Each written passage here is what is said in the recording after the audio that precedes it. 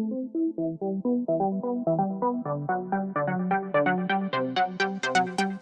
here to talk about cybersecurity and cybersecurity assessments. I'm going to start with a few facts. First, fact: more than 2/3 of all cyber attacks affect small and mid-sized businesses.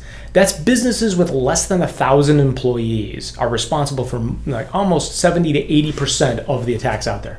Now, sure, we read about the big ones, the Anthems, the Equifaxes, Home Depot, those kind of entities, and we don't necessarily read about the small and mid-sized businesses, but they are the ones that are being attacked most of the time. Secondly, that happens because there's weak controls, right? These small businesses, mid-sized businesses don't have the control structure in place, quite frankly, don't have the resources that some of the larger entities have to focus on cybersecurity. Therefore, it's even more important that what you do and the steps that you do take are laser focused in giving you the best bang for your buck, and we're going to talk about that. Second fact: the average attacker is inside of an organization for an average of 7.5 months prior to it being identified.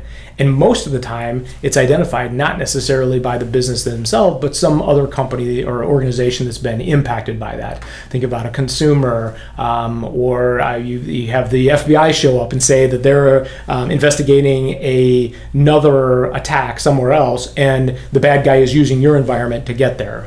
So it ends up going 7.5 months before it's identified from there. And the scariest fact is that 60% of the small and mid-sized businesses that undergo an attack, a successful attack, are out of business within 6 months. They just don't have the resources to be able to recover from it effectively. So why is this the case? Well, in my experience doing this for the last 20 years, what I have seen is one of the biggest things that hamper small and mid-sized businesses is a shotgun approach to their cybersecurity, right? They try a little bit of something here, they do this over here, they read this paper or white paper or an article or something that says to do this. And so we go out and we spend all this money, time, resources, and effort trying to patch it, but it's a kind of a quote work patch of dissimilar, non-functioning different controls that we put in place on that. We're going to change that for there. Second thing is just disbelief, or a belief that they're not going to be a target, right? The analogy I like to leave on this one is think about driving home tonight, and not 1, not 2, not 5, but 50 burglars are going up and down the road, just rattling the windows, checking the doors, checking to see if anybody's home, and seeing if there's a way into the home, right? That's what's happening at the internet perimeter of your organization, 24/7, 365.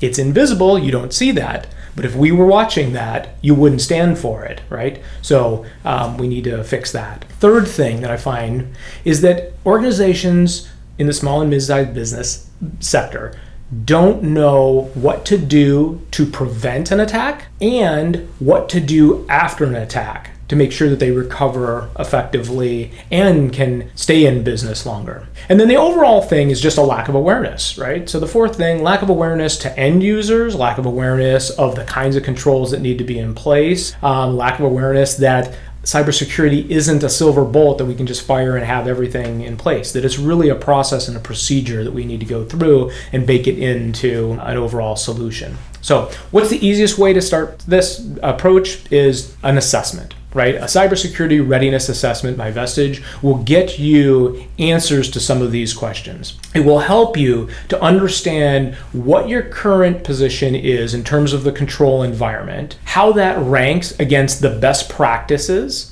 And of course, best practices, there's academic best practices, but then there's also realistic world. How is it going to work in your business? So it's really important to take a look at it from that standpoint as well. Experts like us can come in and take a look at that and recognize that, yes, you need to have these controls in place, and here are some of the controls where maybe we don't necessarily have to put that in place or put it into the same effect because it's going to hamper you from a business side of things. So it's really, really important that you have this, an assessment done that looks at and compares it against best practices. The second thing that you want is you want to have somebody who understands this from a cyber side of things. IT and cybersecurity are two different disciplines. Sure, we understand some of the same kinds of things. We understand the technology, we understand networking and wiring and the technology that's involved. But let's face it, why do most people put technology in place? To be as efficient, as effective,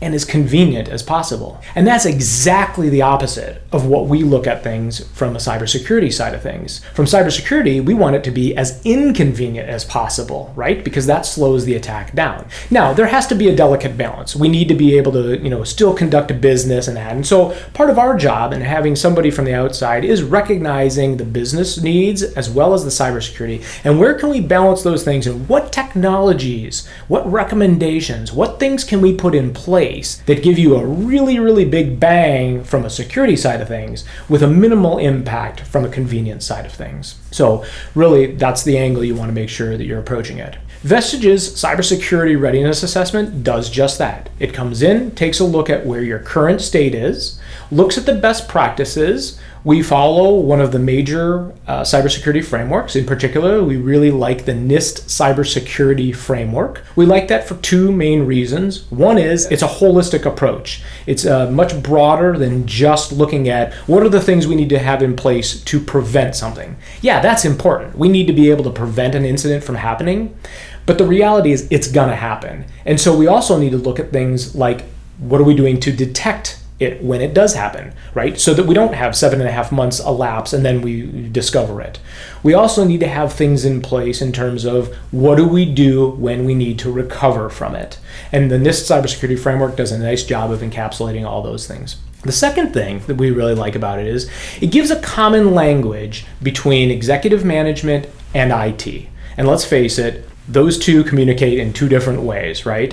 So it gives us a nice common vocabulary. We can look at it for the executives, things like radar charts and heat maps, and basically just a lot of graphs and things that will allow people to take a look at it. It considers budgetary constraints and that kind of stuff in there as well. So it's a really nice measurement. It's a document that you get with prioritized recommendations as to where an organization like yours should spend those precious resources to get the biggest bang for your buck. On top of that, then we couple that with our breach ready service, which is kind of a break glass in case of emergency service. Because we've already done the work up front to understand your environment, it allows us to be much, much more responsive than any other organization in terms of being able to respond if and when there is an incident. I invite you to learn more about this. Contact us at 800-314-4357. Visit our website at www.vestigeltd.com.